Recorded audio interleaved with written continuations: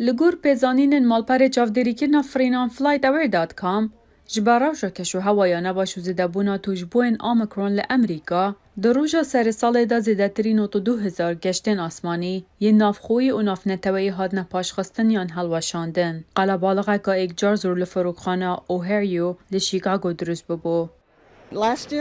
مثلا بور گشکر کسک لویره نبو بچه یا ترسناک بو از حسکم خلکی ببینم لی اوی قلبالخ زیده یه الدم کوبو سادیارد گد اف جور آمکرون کمتر دبیده اگر نخوش کفتنا خلکی شیرتکار پزیشکی سروک امریکا دکتر انتونی فاوچی هوشیاری ددد کو بلنبونا توجبویان مترسیه دانت سر سیستم ساخلمیه بگشتی.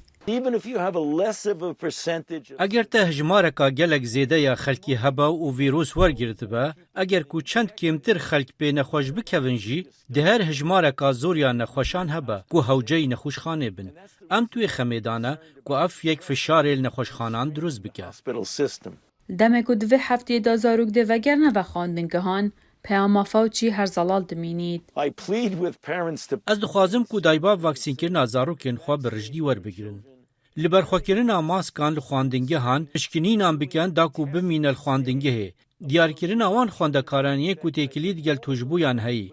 اف همی ده بز بیتن کو زاروک جارکادی وگرن خواندنگه هان.